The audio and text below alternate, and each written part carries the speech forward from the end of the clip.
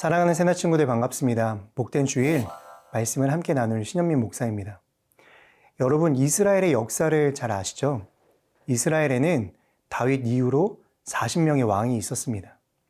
그들 중에는 선한 왕들도 있었지만 대개 악한 왕들이었습니다. 하지만 선한 왕이든 악한 왕이든 이스라엘 왕들 가운데 진정한 복과 평화를 가져다 준 왕은 아무도 없었습니다. 심지어 다윗도 마찬가지였죠. 그러나 이러한 왕들과는 전혀 다른 한 왕이 계십니다. 그분은 모든 것이 전능하실 뿐만 아니라 완전하고 흠이 없는 왕이십니다. 또한 그분은 의와 사랑으로 자기 백성을 다스리는 왕이십니다. 또한 인생의 가장 근원적인 문제, 이 죄와 사망으로부터 우리의 영혼을 해방시켜 주신 생명의 왕이십니다. 우리가 마땅히 엎드리고 순종하며 경배해야 할 왕. 오늘 살펴볼 주제는 왕께 만세입니다. 함께 본문 말씀 읽어보겠습니다. 오늘의 말씀은 시편 72편 12절에서 20절입니다.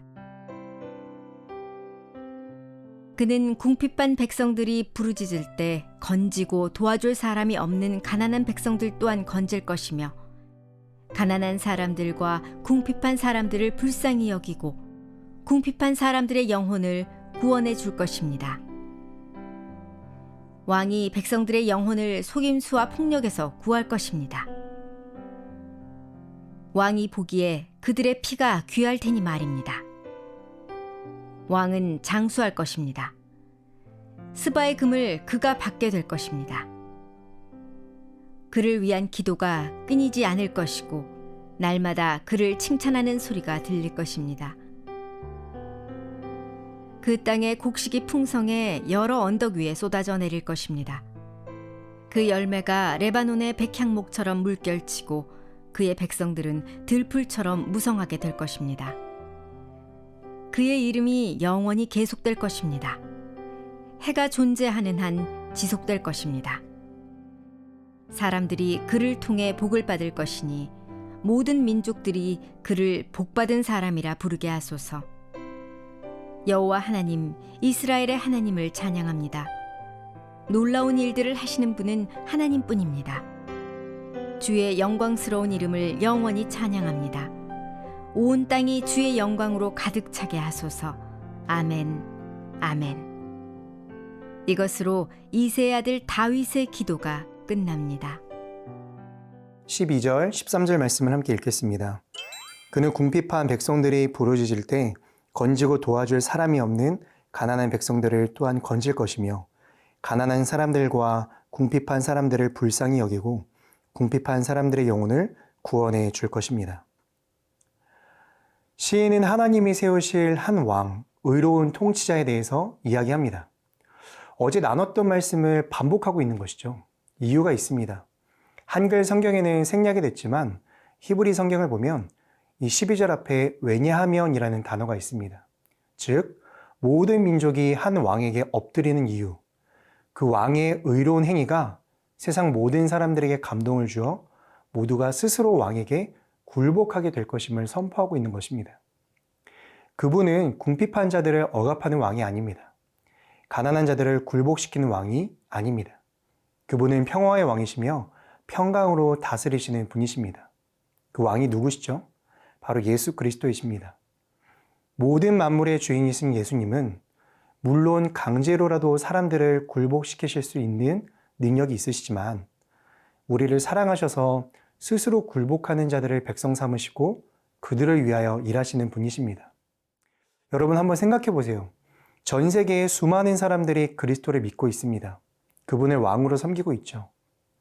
예수님께서 강제적으로 무릎을 꿇게 하셨나요? 억지로 그들의 섬김을 요구하셨나요? 아니죠. 모두가 자원해서 예수님을 섬기고 있습니다. 이유가 뭡니까? 포로된 자에게 자유를 주시고 눈먼 자의 눈을 뜨게 하시고 죄에 억눌려 있던 자들에게 의의 자녀가 되는 자유를 주셨기 때문입니다. 영원한 생명과 평강을 주신 그리스도께 우리는 그 자유를 가지고 순종하고 있는 것이죠. 사랑하는 새나 여러분, 우리가 예수님을 높이고 그분의 말씀에 순종하는 것은 우리에게 주신 복이 이미 우리 안에 차고 넘치기 때문입니다. 어제의 내 기도에 응답이 더디실지라도, 오늘 나에게 감당할 수 없는 일이 일어날지라도, 내일의 삶이 막막해 보일지라도, 우리의 구원자 되신 예수님은 우리의 영광을 받으시기 합당하신 분이십니다. 그 은혜를 감사하고 찬양하는 하루가 되기를 축복합니다.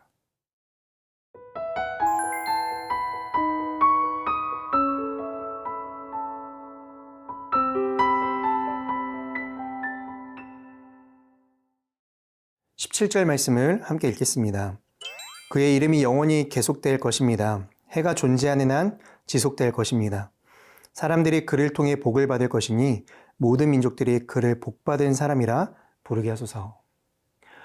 하나님께서 아브라함을 부르실 때 내 고향 내 아버지의 집을 떠나 내가 내게 보여주는 땅으로 가거라 말씀하시면서 내가 너를 큰 민족으로 만들고 내게 복을 주어 내 이름을 크게 할 것이니 내가 복의 근원이 될 것이다 라고 하셨습니다. 여기서 이 너라는 단어의 주체는 아브라함입니다. 그런데 좀 더 넓게 보면 아브라함뿐만이 아니라 아브라함의 자손으로 오실 예수 그리스도를 가리킵니다. 모든 민족이 복을 받도록 하기 위해 하나님께서 세우신 그 왕이 바로 예수 그리스도입니다. 예수님 안에 있을 때 하나님께서 주시는 진정한 복을 우리는 누릴 수 있는 것이죠. 세상에 복 받기 싫어하는 사람이 있을까요? 당연히 없겠죠. 하지만 복을 받는 방법을 모르는 사람들은 많이 있습니다.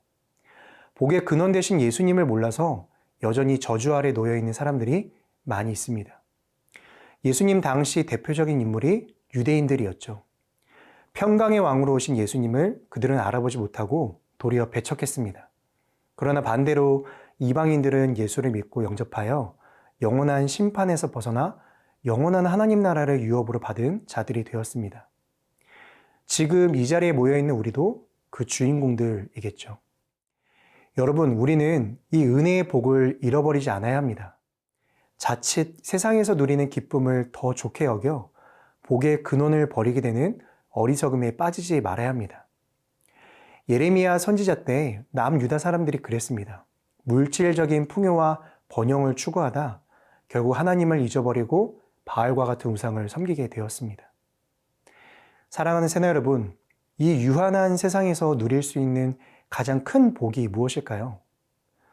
죽음을 이기는 영원한 생명입니다. 그 복을 우리에게 주셨습니다. 모든 생명의 주인 되시는 예수님.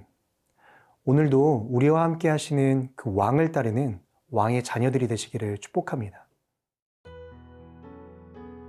우리에게 영원한 생명과 자유를 주신 예수님, 내 삶의 주인 되신 예수님만을 믿고 따르는 하루 될 수 있도록 인도해 주세요.